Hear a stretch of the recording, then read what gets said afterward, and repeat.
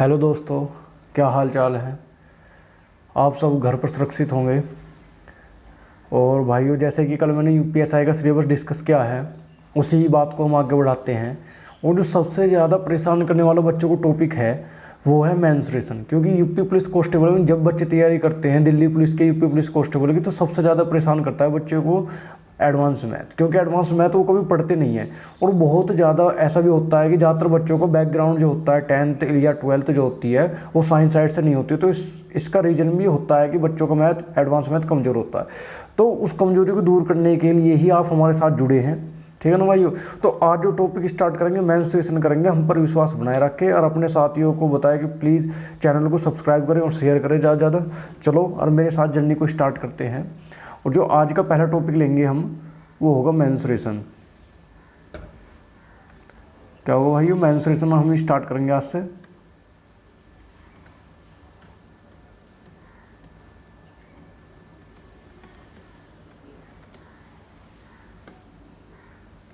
Menstruation पढ़ेंगे।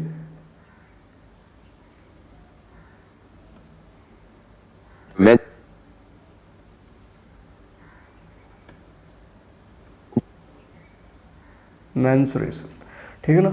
अब menstruation में भी, अब देखो मेंस्ट्रुएशन की मैं आपको डिटेल बताता हूँ कि मेंस्ट्रुएशन में होता क्या है आखिर। मेंस्ट्रुएशन कितने प्रकार की होती है देखो। एक तो मेंस्ट्रुएशन में आपको बताता हूँ, हिंदी में कहते हैं इसे क्षेत्रमिति। क्या कहते हैं हिंदी में? क्षेत्रमिति। हिंदी में कहते हैं क्षेत्रमिति। मेंस्ट्रुएशन का मतलब होता है क्षेत्रमिति, ठीक है भाइयों। अब क्षेत्रमिति में भी हम पढ़ेंगे कि क्षेत्रमिति कितने प्रकार की होती है। देखो हमें जो पढ़नी है इसमें, एक तो 2D पढ़नी है। क्या पढ़नी है? 2D पढ़नी है। और एक हमें 3D पढ़नी है। क्या पढ़नी है? 2D पढ़नी है और एक हमें 3D पढ़नी है, ठीक है ना। एक 2D और एक 3D हमें पढ़नी है। अब 2D और 3D का मतलब होता है, डी का मतलब क्या होता है? इस डी का मतलब होता है डायमेंशन। इस डी का मतलब क्या होता है? डायमेंशन। डायमेंशन का मतलब होता है विमा, यानी कि एक विमीय है या द्विविमीय है, ठीक है, विमा। अब 2D मैं आपको मतलब समझाता हूँ कि 1D, 2D और 3D में मतलब क्या होता है। देखो सबसे पहले समझो कि 1D और 2D और 3D में अंतर क्या होता है। 1D, 2D और 3D, इनमें क्या डिफरेंस है आखिरकार। तो 1D जो होता है वो होता है 1 डायमेंशन।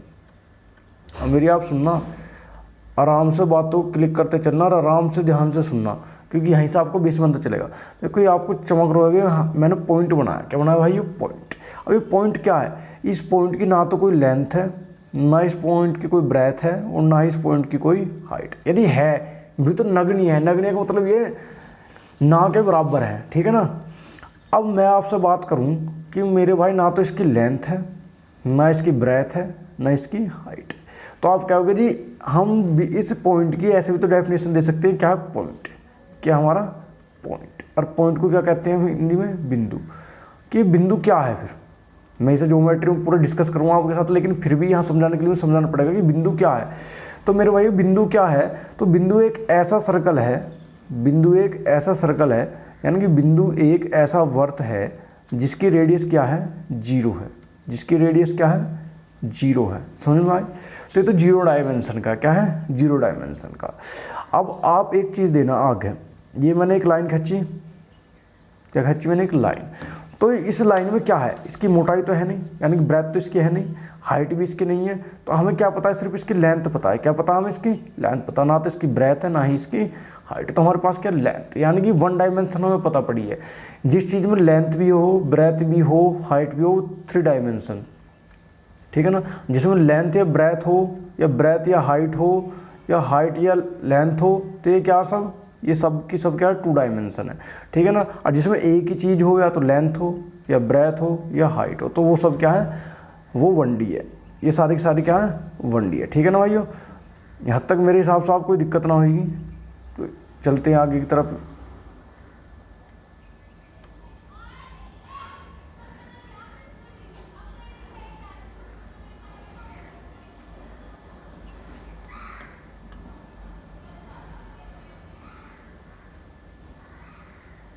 चलो 1D क्लियर हो गया।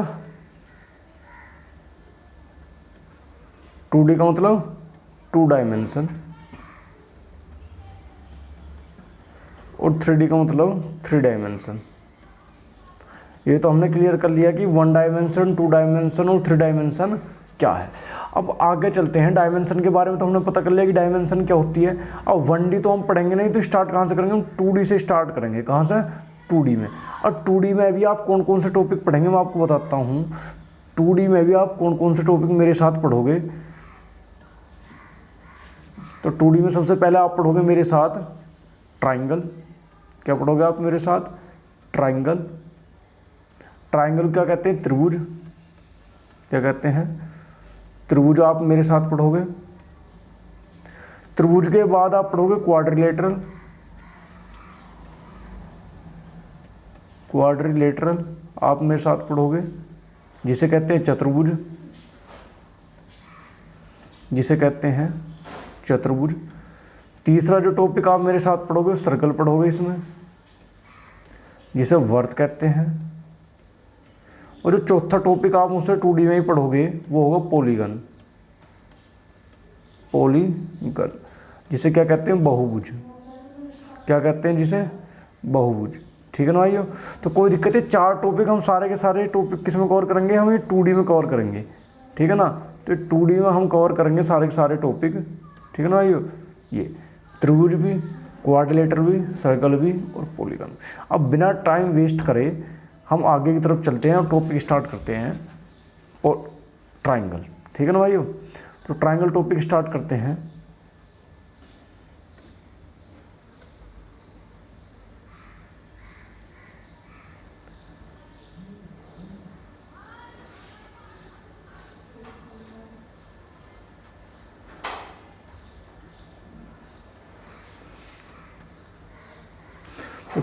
अब हेडिंग लगा लो आप ट्राइंगल। हेडिंग लगा लीजिए ट्राइंगल।